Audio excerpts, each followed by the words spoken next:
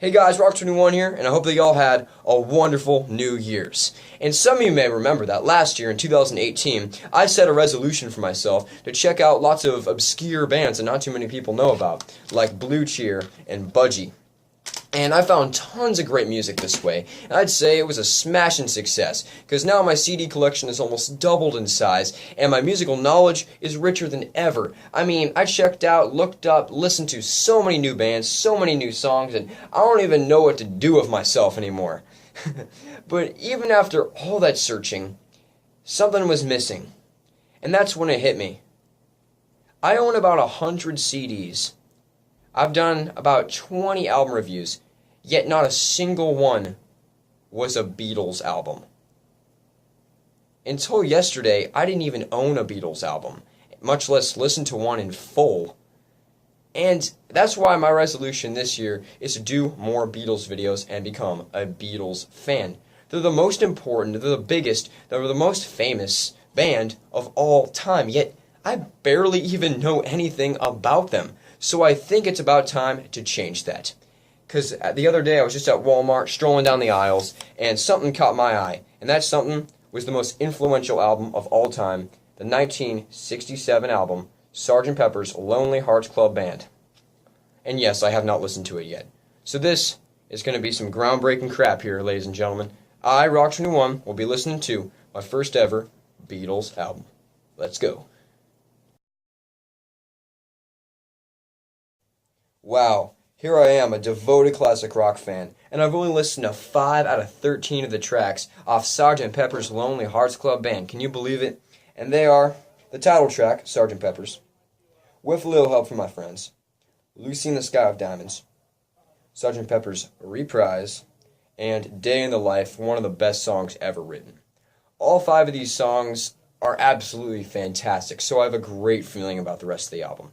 Plus, tracks 4 through 11 are all totally uncharted territory for me, so that'll add a bit of an unexpected surprise. It'll be real cool. Okay, the title track. Sgt. Pepper's Lonely Hearts Club Band is the perfect way to open up an album. It's triumphant, it's catchy, it's anthemic, it's rockin', it's grand, but not totally over the top.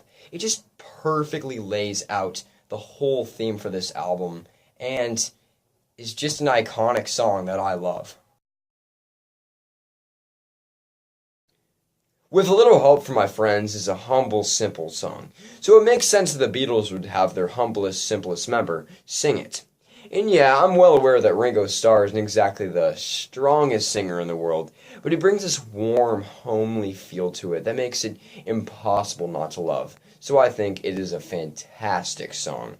But if you want it even better, check out Joe Cocker's version, especially live at Woodstock. It is outstanding, it is phenomenal, chills up and down my arms and spine every time. Just mind-blowing, I love it. Both versions of the song are great, and it's a classic. Lucy in the Sky of Diamonds was among the first Beatles songs I ever listened to, so it kinda has a special spot in my heart. And even though I've probably listened to it like dozens of times, each time I do, it's just as weird and wonderfully whimsical as the last time. And I love the lyrics. They're so colorful and vibrant and imaginative that it's impossible not to get sucked into it. It's one of those songs that just creates like this whole just fascinating world inside of your head when you listen to it. It's so trippy and psychedelic and creates all this awesome imagery just when you listen to it.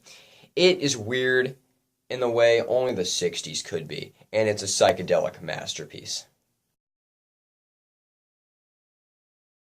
Track 4, Getting Better, kicks off this whole section of the album, songs 4 through 11, where I don't really know what I'm getting into. I haven't listened to any of these songs before. I'm kind of just doing this review on the fly. I'm listening to the song as I'm reviewing it.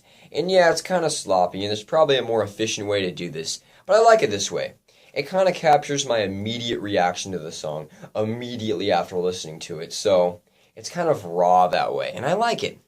And Getting Better gives me high hopes for the rest of these songs, because it's a lovely song. It's absolutely fantastic. I love it. It's so catchy. I already have the whole song right up here, and I've only listened to it once.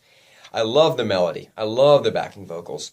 I love the guitar, and I don't ever remember listening to it, but I feel like I've heard it somewhere, but I don't know where. It gives me this warm, nostalgic feeling that few songs have ever given me. It's weird. I guess it's just a little Beatles magic working on me. Fixing a Hole is just kind of a standard Beatles psychedelic pop song. It also has a really cool intro with a harpsichord, which is kind of interesting. Track 6 is called She's Leaving Home, and I'd never thought I'd ever say this about a song, but this has excellent harp work. And no, I'm not talking about like a harmonica harp, like a harp. No, I'm talking about like a strummy harp, like a. Oh, that's lovely. Like that harp. The strings just add this real elegant, serene feeling to the whole song, and pair that up with the backing vocals, and you just got a sublime number that is simply fantastic. Track 7 is Being for the Benefit of Mr. Kite, and what a fun song it is. I once read that John Lennon took almost every single lyric of this song from an old circus poster, and this song excellently captures the whole fun of being at the circus perfectly. I love all the weird, like, experimental organ loops that recur throughout the song. It gives this song a whole zany feel to it, like you're actually at a real carnival, and I think that's cool. Within You Without You is George Harrison's sole songwriting contribution to this album, and is one of his famous excursions into Indian music. It uses a lot of sitars and tablas and other interesting Indian instruments, which I love. I love the like kind of exotic, trippy vibe it has. And yeah, I know that a lot of Beatles fans are kind of divided on this song, but I say I like it a lot. It's almost transcendent. It's such a weird, cool, psychedelic number, and I love it. Paul McCartney has written some awesome songs. He and John Lennon are probably the greatest songwriting team of all time, bar none. But I think I can agree with the great Mr. Lennon here on that When I'm 64 is not exactly Paul's greatest song. In fact, it's kind of lame. Granny music indeed. For the Beatles, Lovely Rita was just another good song, but for most other artists, it'd probably be a big hit. And I think that shows just how great the Beatles truly are, how they could use a song as good as this as mere album filler.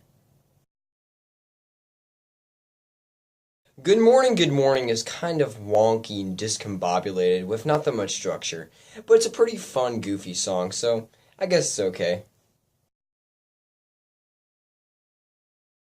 Reprise is a short, punchy little piece of sheer rock and roll. And yeah, I know the whole point of the song is just as a filler transition track into Day in the Life. And yeah, I know that's under 2 minutes long, and I know it's just supposed to be like a song revisiting themes from earlier in the album. But I don't care about any of that. I just care that it freaking rocks.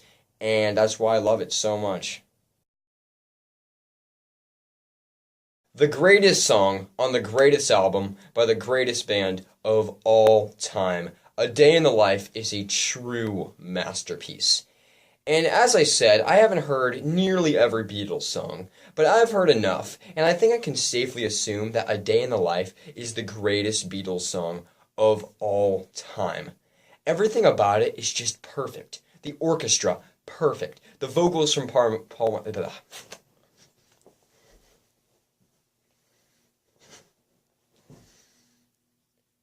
The greatest song on the greatest album by the greatest band of all time, A Day in the Life, is a true masterpiece. And as I said, I haven't listened to nearly every Beatles song, but I think I can safely assume that A Day in the Life is the greatest song they ever wrote. Everything about it is just absolutely perfect. The orchestra, perfect. The vocals from Paul McCartney, perfect. The guitars, perfect. The piano, perfect. The drums, perfect. The melody, perfect. The lyrics, perfect. It's just such a perfect song. The perfect balance between terrifying and beautiful. It is a work of art, a true masterpiece. It's right up there with Bohemian Rhapsody, Stairway to Heaven, Freebird, all those classic songs that will forever remain timeless. It's just a timeless, awesome song, and the perfect way to end off this perfect album. Well, guys, that was my review of Sgt. Pepper's Lonely Hearts Club Band. And now that I've listened to the whole thing, I think I can safely say that it is the greatest album of all time. It is so groundbreaking. It's so influential. They were doing things no one was even thinking about in 1967. I think to this day, it's still the most impactful album ever. Even the album cover had a lasting impact in society. Just look at this. Isn't that such a great album cover? If you ever get a copy of this, make sure to look at this for at least 30 minutes. It's amazing. But the real question is, was it my favorite album? And the answer to that is no. But you know me, I'm kind of a Neanderthal. I like MC5, Grand Funk. I like my rock and roll loud and hard. This is art. This is sophisticated. But I think that as I mature, my music tastes might mature, so I may like it a lot more in the future. But right now, I like it a lot. So, in the future, the Beatles may become my favorite artist. Who knows? But I love this, and I can't wait to check out more Beatles albums. So until next time, bye!